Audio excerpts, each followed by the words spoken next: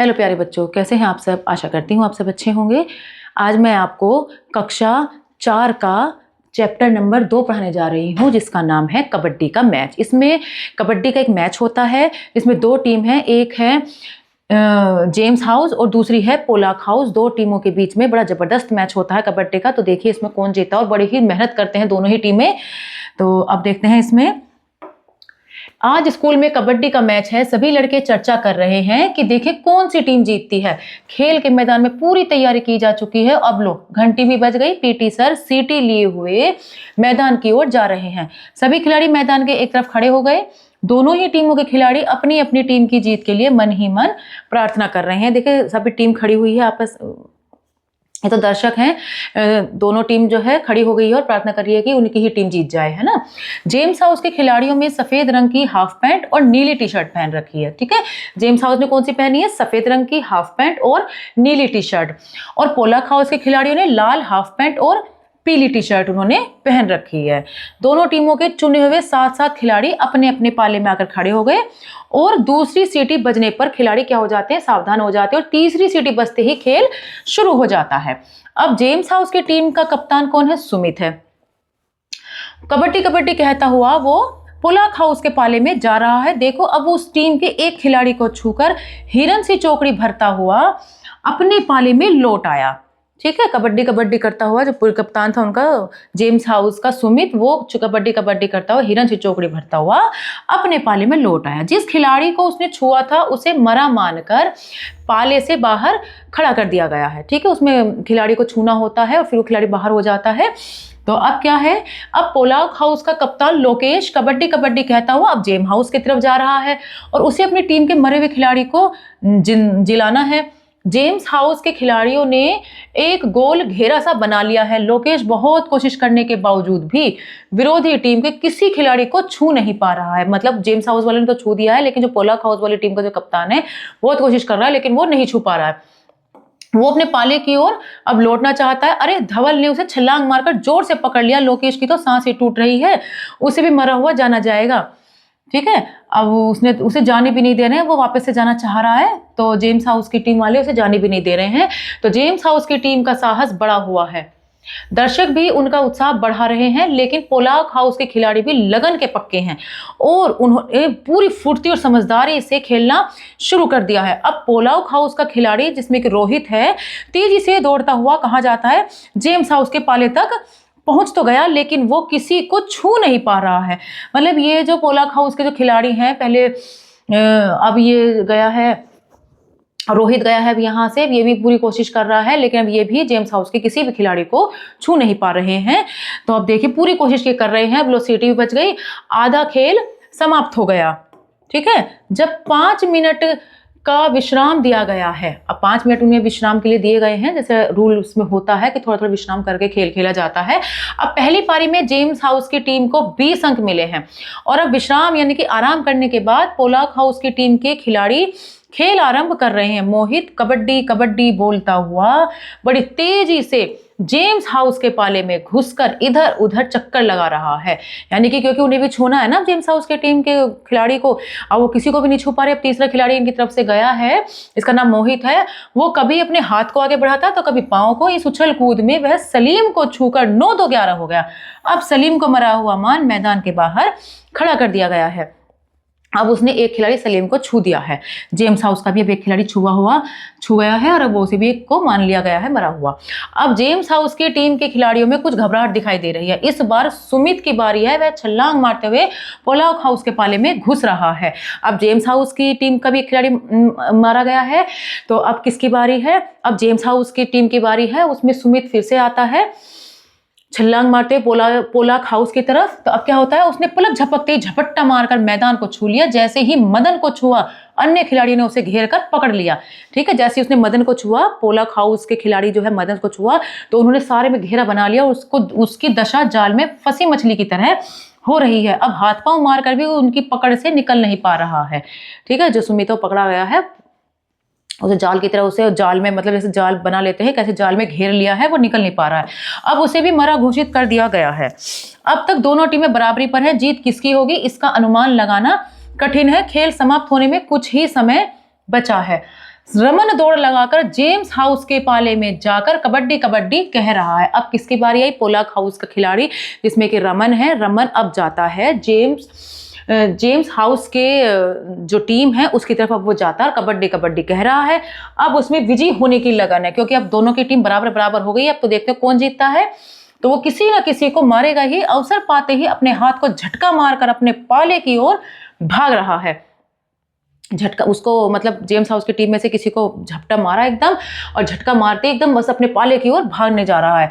विरोधी पक्ष के खिलाड़ी भी पूरी तरह सावधान है। वे रमन को घेर कर खड़े हो गए, लेकिन वे रमन को अब जाने नहीं दे रहे हैं। भले उसने झपट्टा तो मार दिया, लेकिन अब उन्होंने भी, जेम्स हाउस की टीम के खिलाड़ी जो हैं, उन्होंने भी उसे, रमन को पूरी तरीके से घेर लिया और वो जमीन पर गिर पड़ा। वह अभी भी कबड्डी कबड्डी बोल रहा है। उसने अपनी सांस टूटने नहीं दी। यदि उसकी सांस टूट जाती है तो उसे मरा घोषित कर दिया जाएगा।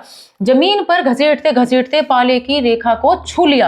अब तो उसके पकड़ने वाले खिलाड़ी ही मरे घोषित होंगे। अगर वो अपनी टीम की तरफ की लाइन को छू लेता है और छूते छूते जितनों ने भी उसे पकड़ा हुआ है वो सब मरे हुए माने जाएंगे। ठीक है, लो सीटी बज गई। खेल का समय पूरा हो गया है। पोलाक हाउस के खिलाड़ियों में प्रसन्नता की लहर दौड़ गई है। दूसरी पारी में पोलाक हाउस को 30 अंक मिले हैं, क्योंकि उसको लाइन को पकड़ रहे थे ना, लाइन को पकड़ते पकड़ते और खिलाड़ी भी पकड़े गए तो वो भी मरे हुए घोषित हो गए। तो इसलिए अब 30 अंक मिले हैं। यही टीम विजयी रही है, यानी कि पोलाक टीम जो शुरू में बिल्कुल हार रही थी, अब वही टीम विजयी घोषित हो गई है। दोनों टीमों के खिलाड़ी हाथ मिला रहे हैं, जेम्स हाउस के खिलाड़ियों को बधाई दे रहे हैं। दर्शकों की तालियों से खेल का मैदान गूंज उठा है। तो देखो बच्चों, इसमें पता चला कि जरूरी नहीं है जो शुरू में हारता है वो बाद में भी हारे। इसलिए हमें लगन के साथ अपने खेल को या पढ़ाई के मैदान को या कोई भी काम हम कर रहे हैं उसे लगन के साथ करते रहना चाहिए। ऐसा नहीं है कोई शुरू में हार रहा है तो वो हारता ही रहेगा, है ना। तो हमें इससे कितनी अच्छी सीख मिली है यहाँ पर। अब देखिए यहाँ पर एक्सरसाइज शुरू होती है। अब यहाँ हम एक्सरसाइज शुरू कराएंगे। इसमें अब क्या शुरू होता है? मौखिक प्रश्न। पहला है, कबड्डी के खेल में कितने खिलाड़ी खेलते हैं? तो 7-7 खिलाड़ी होते हैं प्रत्येक टीम में। ठीक है, 7-7 खिलाड़ी, 7-7 खिलाड़ी इसमें प्रत्येक टीम में होते हैं। तो 7-7 खिलाड़ी खेलते हैं। कबड्डी के खेल में खिलाड़ी क्या बोलता है? कबड्डी के खेल में खिलाड़ी कबड्डी कबड्डी ऐसे ही बोलता है। कबड्डी के खेल में क्या नहीं टूटनी चाहिए? तो कबड्डी के खेल में सांस नहीं टूटनी चाहिए। कबड्डी के खेल में खींची रेखा क्या कहलाती है? तो वो कहलाती है बाल्क रेखा। बाल्क रेखा उसको कहते हैं। जेम्स हाउस के खिलाड़ियों की पोशाक कैसी है? तो सफेद रंग की तो इसकी हाफ पैंट होती है। सफेद रंग की हाफ पैंट,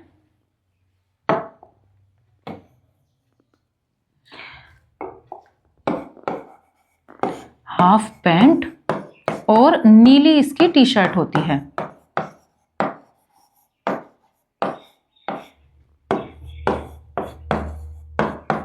और नीली टी शर्ट होती है। पोलाक हाउस के खिलाड़ियों की पोशाक कैसी है? तो लाल हाफ पैंट है इसकी, लाल तो इसकी हाफ पैंट है और पीली टी शर्ट है।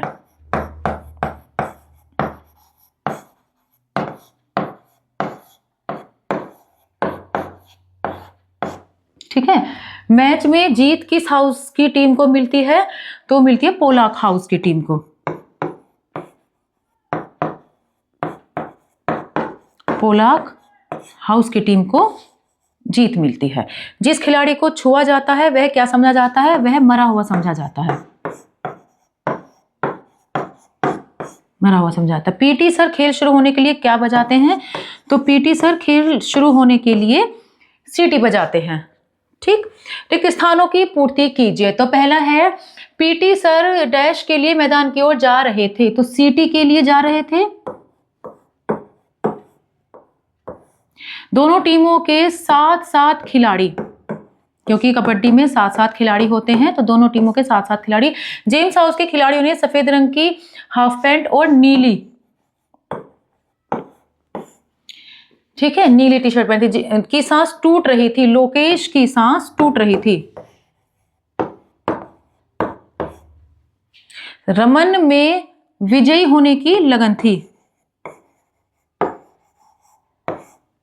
ठीक है, कबड्डी का खेल खेला गया स्कूल में। जेम्स हाउस टीम का कप्तान सुमित था। पोलाक का था लोकेश, पोलाक टीम का कप्तान। निम्न में से जेम्स हाउस टीम का खिलाड़ी कौन नहीं है? तो रोहित नहीं, लोकेश नहीं है, क्योंकि लोकेश तो कप्तान था पोलाक हाउस की टीम का। ठीक है। खिलाड़ी सावधान, मैच करने हैं हमें, इसको इससे मैच करना है। तो खिलाड़ी का सावधान। खेल आरंभ। पीली टी शर्ट थी पोलाक हाउस की, नीली टी शर्ट थी जेम्स हाउस के, और विश्राम 5 मिनट के लिए किया गया था। ठीक है। आगे है दिए गए शब्दों से छोटे छोटे वाक्य बनाने हैं। इसमें है, देखिए पहला है सावधान, तो छोटे छोटे टेंस हमें बनाने हैं। सीटी बजते ही खिलाड़ी सावधान हो गए। सीटी बजते ही खिलाड़ी सावधान हो गए। ठीक है। लगन, लगन का यहां बहुत छोटा सा टेंस दिया हुआ है एकदम। लगन, रमन में विजय होने की लगन थी। रमन में विजयी होने की लगन थी। ठीक है। आगे है जाल, मदन की दशा,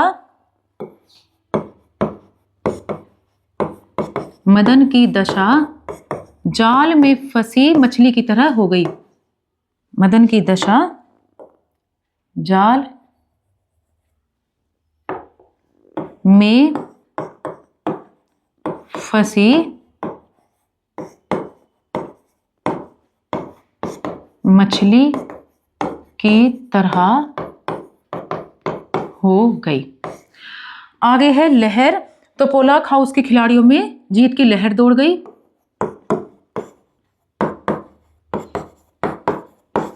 पोलाक हाउस के खिलाड़ियों में जीत की लहर दौड़ गई।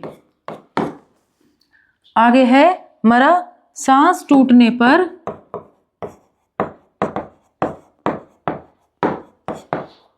खिलाड़ी को मरा हुआ मान लिया जाता है। सांस टूटने पर खिलाड़ी को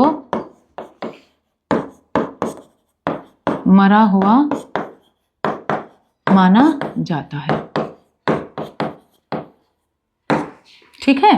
दिए गए शब्दों के विलोम शब्द लिखे। तो विजय, पराजय, आरंभ, अंत, उत्साह, निरुत्साह। आगे है जीव, निर्जीव,